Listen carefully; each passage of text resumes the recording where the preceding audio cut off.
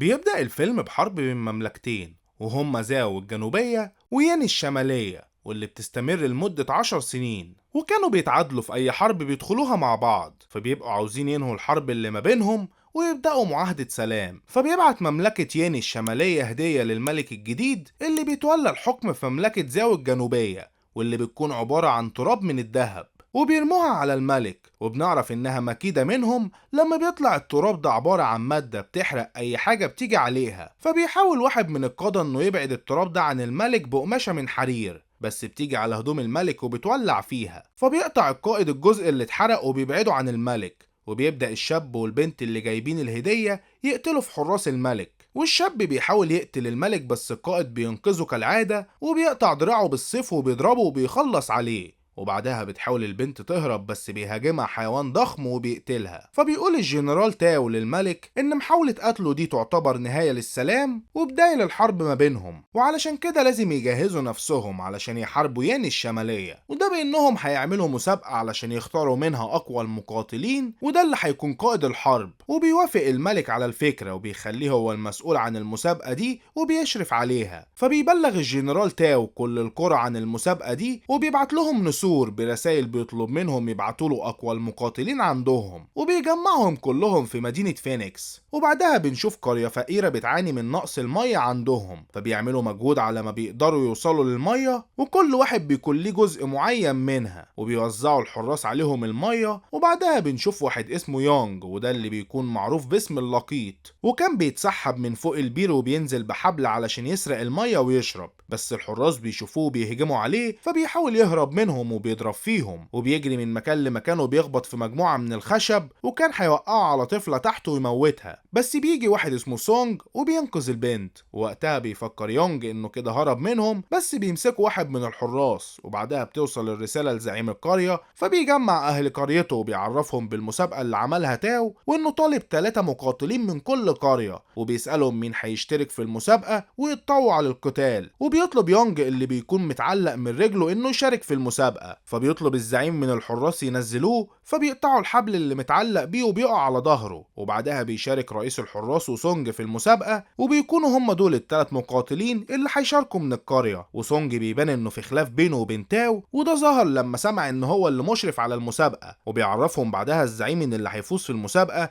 هيبقى هو قائد الجيش في الحرب. وبعدها بيزور يونج قبر امه اللي بنعرف انها ماتت وهي بتولده، لانها كانت مصابة والزعيم ما قدرش يعرف منها مين ابو يونج. ويونج ما بيكونش عاوز يشارك في المسابقة علشان يبقى قائد الجيش، وبيكون هدفه انه يخرج بره المدينة. فبيمشوا ال3 مقاتلين لمسافة طويلة في الصحراء علشان يوصلوا لمدينة فينيكس. وفي الطريق بيطلع عليهم عقرب ضخم بياخد رئيس الحراس وبيسحبه تحت الرملة، وبعدها بيطلع لهم تاني علشان يسحبهم. فبيبعت سونج يونج وبيهاجم العقرب بالسيف، بس هو كان سريع وبينزل في الرملة وبيطلع لهم في محاولة منه انه يسحبهم. فبيضربوا سونج بقوة، فبيهرب العقرب من المكان. وبعدها بيضطروا يباتوا يوم في الصحراء ويكملوا تاني يوم. وبيسأل يونج سونج عن سبب مشاركته في المسابقة، فبيقول له انه كان ليه اخ اسمه تشاو، وكان قائد الجيش في الحرب، وكان بيشاركوا مع بعض في الحرب من 10 سنين. ووقتها اخوه بيقتل قائد جيوش ين الشمالية، وده بيكون قدام بنته. وبعدها تاو بيخونهم وبيقتل اخوه، وده بيكون السبب في انه بيشارك في المسابقة،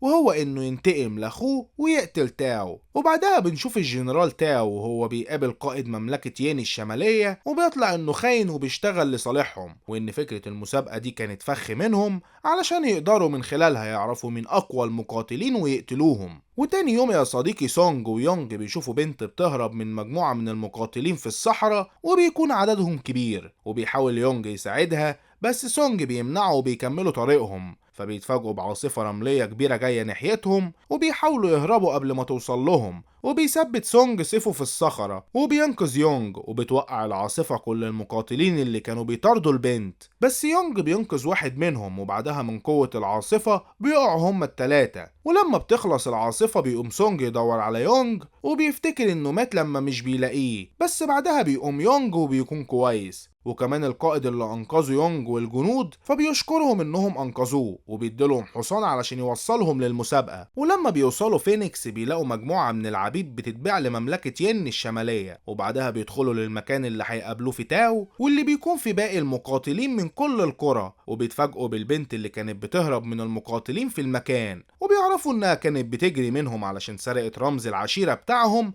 علشان تقدر تشارك في المسابقة. وبيهجم عليهم القائد وجنوده، بس هي بتقدر تضربهم وبتتحداهم انها اسرع حد في المكان، بس بيقدر واحد من الجنود ياخد منها الرمز ويعرفها ان مش هي بس اللي سريعة. ولما بيوصل تاو بينحني له كل المقاتلين، بس سونج بيرفض وبيبقى عاوز يروح يقتله، بس يونج بيربطه بحبل علشان يمنعه من اللي عاوز يعمله. وبعدها بيبلغهم تاو انهم يسجلوا اسمائهم وان الانسحاب ممنوع، واللي هيعمل كده هيتقتل هو وعشيرته، وانهم يتقسموا مجموعات، كل مجموعة 3 مقاتلين، وان المسابقة هتبدأ بعد يومين. وسونج بيكون متضايق من يونج انه منعه وبيحذره ما يعملش كده تاني، بس بيعرفوا يونج انه صعب كان يقدر يقتله لان الحراس كانوا كتير وانه كان خايف عليه. وبعدها بيقول له يونج انهم لازم يلاقوا حد تالت علشان يكملوا المجموعة والا هيتقتلوا، فبينزلوا لسوق العبيد علشان ياخدوا اي حد يكملوا بيه فريقهم وكأنه مقاتل معاهم. وبيشوفوا بنتين كانوا بيتباعوا في السوق وبيديلهم مالكهم سكينة، واللي تخلص على التانية هي اللي هتتباع،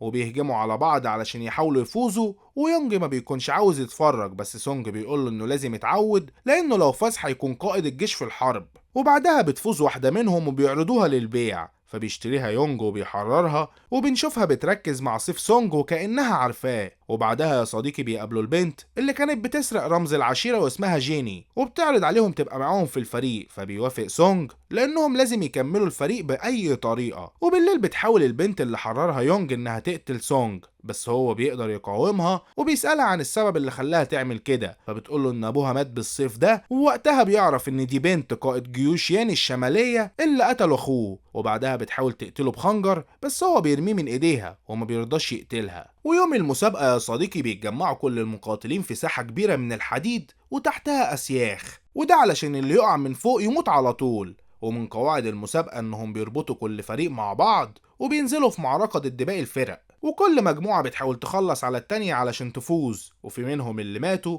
ومنهم اللي كانوا أقوياء ومكملين، فبينزلوا الحراس على المجموعات الباقية كرات حديد، وكانوا بيتفادوها لحد ما بتكسب مجموعة المركز الأول، وبتكون مكونة من 3 بنات، وده لأنهم قدروا يخرجوا. وبعدها بيخرج سونج وفريقه وبيكسبوا المركز التاني، وكان باقي مجموعتين، وفي واحدة منهم بيكونوا معاهم مقاتل محبوس في الحديد، فبيقطع له القائد رجله وبيشيلوا وبيطلعوا قبل ما الكرة الحديد تيجي عليهم. وكده يا صديقي بيكون فاز 3 مجموعات، والجنود اللي خسرت ولسه عايشة بيعلموهم بحرق في وشهم. وبيكون سونج عاوز يقتل تاو وهو بيحييهم بالفوز، بس يونج بيوقفوا علشان جيني ما تتأذاش معاهم، وبيتعرف عليه تاو من السيف بتاعه وبيعرف انه اخو شو. وبعدها بيتجمعوا المقاتلين علشان ياكلوا، بس بيسيبهم سونج وبيروح للبنت اللي كانت هتقتله علشان يديلها الاكل، بس هي بتكون متضايقه انه ما قتلش تاو، فبيوعدها انه هيقتله في الوقت المناسب، وبعدها هيسيبها تقتله وتاخد حق ابوها. فبيبعت تاو 3 مقاتلين علشان يقتلوا سونج، بس هو بيقدر يضربهم وبيساعدوه فريقه وبيكسبوهم. ولما بيعرف سونج ان تاو هو اللي بعتهم بيروح علشان يقتله، بس فريقه بيرفضوا يسيبوه لوحده، وبيقولوا له ان مصيرهم بقى واحد، وانهم لو فازوا على باقي المقاتلين وبقى هو قائد الجيش هيقدر يحكم عليه ويقتله. وفي الجولة التانية يا صديقي بيطلبوا من كل مجموعة تجيب بيضة وحش عملاق من الكهف، واول مجموعة بتفوز هما البنات وبيقدروا يوصلوا للبيضة والوحش نايم. وبعدها بيوصل سونج وفريقه، وجيني بتشوف وردة وبيبعدها سونج عنها، وبتطلع على الوردة دي مادة سامة، وبيكون لازم ياخد علاج يوقف السم ده قبل ما يموته، واللي بيكون نوع من الطحالب اللي بينمو في الاماكن المظلمة. فبيتحرك يونج وجيني علشان يدوروا عليه. وبعدها مجموعة البنات بيوصلوا المكان كله ورود، بس الورود دي بتحاربهم وبتتلف حواليهم فبيقطعوا فيها. ووقتها بيوصلوا المجموعة التالتة وبيحاربوا معاهم لحد ما بيهربوا من المكان وبيوصلوا للبيضة، وأول ما بياخدوها بيحس بيهم الوحش، بس هم بيهربوا بأقصى سرعة وبيرجعوا من نفس المكان. فبيمسك الورد واحد منهم وبعدها بيجي الوحش، فبيسيب المقاتل البيضة وبيهرب، بس بتلحقها جيني وبتاخدها وبتجري. وبعدها بتستخبى من الوحش وبيجي لها يونج وبياخد منها البيضة، وبيفكر انه يهرب من ممر ضيق علشان الوحش ما يقدرش يمسكه. فوهم بيهربوا بيلاقوا الطحالب، فبتاخد منها جيني بسرعة وبيعدوا الممر، والوحش يا صديقي ما بيقدرش يعدي وبيتحبس في الممر. الممر، وبتدي جيني العلاج لسونج، وبيحاول يونج يساعد الوحش في انه يخرج راسه من الممر لانه كان هيموت، وبعدها بيقدم له البيضة وبيعرفه انه هيستخدمها في حاجة ويرجعها له تاني، فبيسيب لهم الوحش البيضة وبيرجع، وبعدها بيخرجوا من الكهف وبيسلموا البيضة للجنرال تاو اللي بيحييهم انهم قدروا يجيبوها، وبيعرفهم ان باقي جولة في المسابقة وهي انهم يحاربوا بعض علشان اللي يكسب هو اللي هيكون القائد. وهنا بيكونوا محتارين ومش عارفين يعملوا ايه، وسونج بيقول لهم انه هيضحي بنفسه ويموت هو، بس بتظهر لهم ست وبتقول لهم انهم مش لازم يضحوا ولا يحاربوا بعض، وانها كمان تعرف ابو يونج، فبيروحوا معاها وبيوصلوا للغابة، ووقتها بترفع الحجارة وكل واحد فيهم بيقدر يشوف ذكريات، ويونج بيعرف ان ابوه كان الملك السابق لياني الشمالية،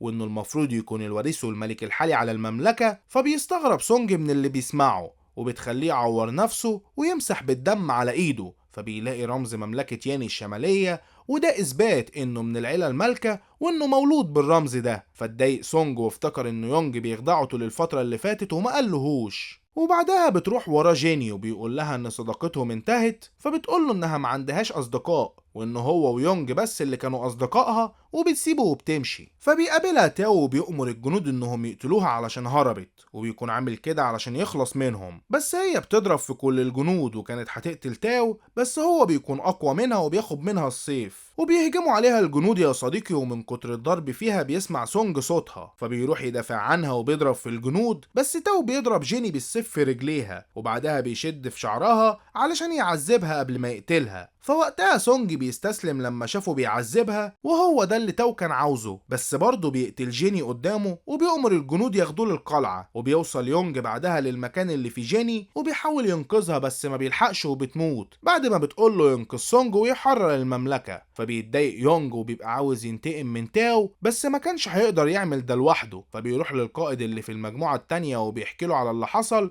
وبيطلب منه يساعده، وتاو بيحكم على سونج بالإعدام بحجة انه هرب من المسابقة، بس بيوصل يونج قبل ما يقتلوه مع سيف سونج، وبيطلب من الملك انه يقتل سونج علشان هو خاين، وتاو يا صديقي بيكون رافض، بس يونج بيقنع الملك وبيقول له ان لازم هو اللي يقتله علشان يقدر يفوز ويبقى هو قائد الجيش، فبيوافق الملك، بس وقتها بتهجم محاربين ياني الشمالية عليهم، وبيحاول وقتها الملك يهرب ويدخل للقصر، بس بيكتشف انه مقفول، ووقتها بيعرف ان تاو خاين، فبيعترف له تاو وبيقول له انه مستني اللحظة دي من زمان، وكان في وحش عملاق تبع تاو بيقتل سونج وما بيكونش قادر عليه، بس بتساعده البنت اللي كانت هتقتله، وبتضرب الوحش بخنجر في عينه فبيوقعها، وبعدها بيضربه سونج بسيفه وبيجري على البنت علشان يطمن عليها، بس هي بتموت، وبعدها بينزل تاو مادة سايلة بتتسبب في الحريق والاشتعال، وبيكون عاوز يخلص على كل اللي موجودين في المكان ومنهم الملك، وبيهرب بطيارته، بس يونج بيطلع لأعلى مكان وبيقدر ينط على الطيارة وبيوقع تاو، فبيضرب فيه سونج وبيخلص عليه لما بيرميه على سيف بيدخل في رقبته، وبعدها صديق الملك بيكرم كل اللي موجودين